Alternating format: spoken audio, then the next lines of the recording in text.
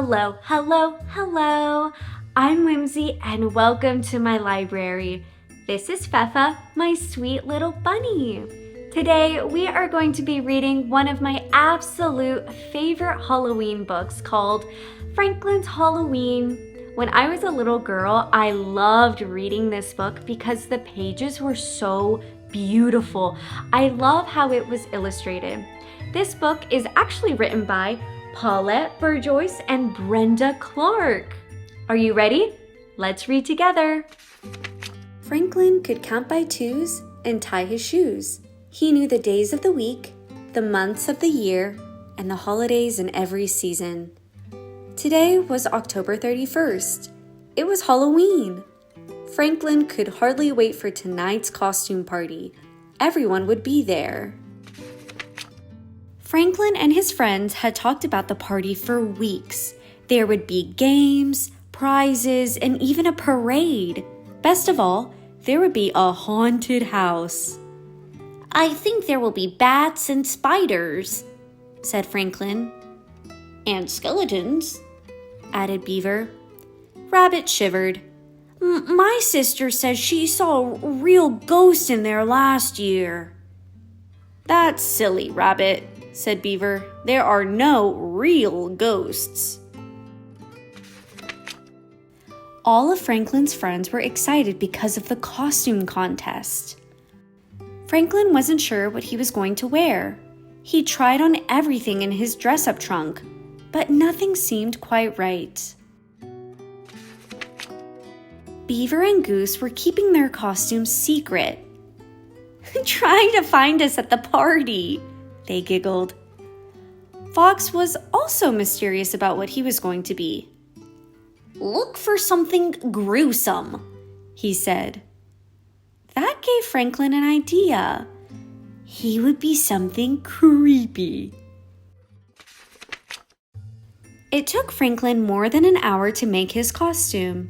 As soon as it was done, he sneaked up behind his father and tapped him on the shoulder.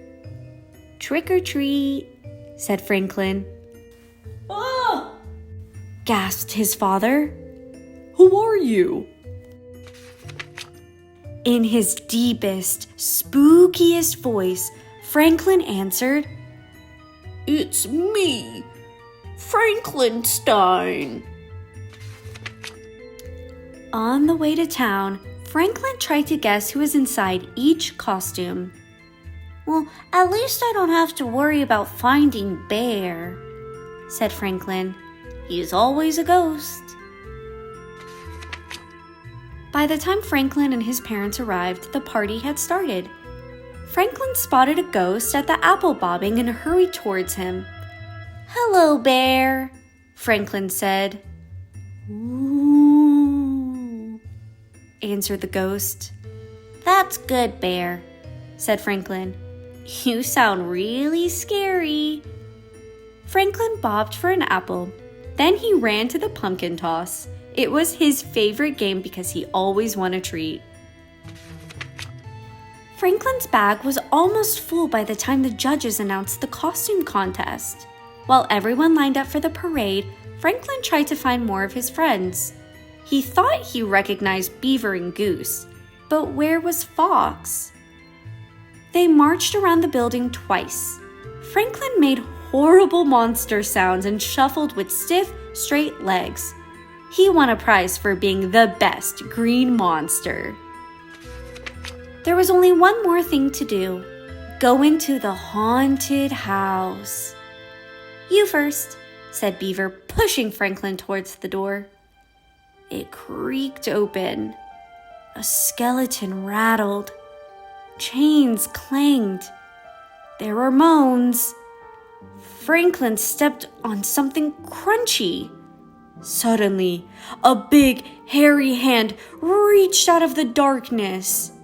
Franklin's heart beat hard and fast, but before he could scream, a light was flicked on. "Trick or treat!" shouted Mr. Mole. Franklin looked around nervously. Then he laughed. The hairy hand was only Mr. Mole's mop. "Here's a treat for braving the haunted house," said Mr. Mole. "A ghost came before you. He got so scared he flew away." "But Bear can't fly," said Franklin. "It wasn't Bear," explained Mr. Mole. "Bear is homesick with a nasty cold." Franklin shuddered. If Bear wasn't the ghost, then who was? He ran back to his friends who were waiting in line for the haunted house. "Was it that scary?" asked Fox. "You look like you've seen a ghost." "Maybe I did," said Franklin. He told them what Mr. Mole had said. "You mean that Bear was never here?" asked Beaver. Franklin shook his head. The ghost flew over them. It swooped low and called, "Ooh." Rabbit twitched. "So what is white, says woo, and flies?" "A real ghost," answered Goose. "Run!" Franklin was about to follow when he saw a feather floating down. "Stop!" he shouted. "I think I know who the ghost is." Franklin showed them the feather. "Look, it must be Mr. Owl." Even Rabbit giggled when he realized the trick their teacher had played. By the end of the party, everyone's bag was full. "Poor Bear," said Raccoon. "No treats for him." "We could share our treats with Bear," suggested Franklin. All the friends agreed. They each put some treats into a bag. Then they walked to Bear's house and left the bag on this doorstep. "Trick and treat," they called. On the way home, Franklin looked into his treat bag. "Goodness," said his mother. "You have enough there to last until next Halloween." "Maybe," said Franklin, sampling a few. But secretly, he hoped the treats would last until the end of the week.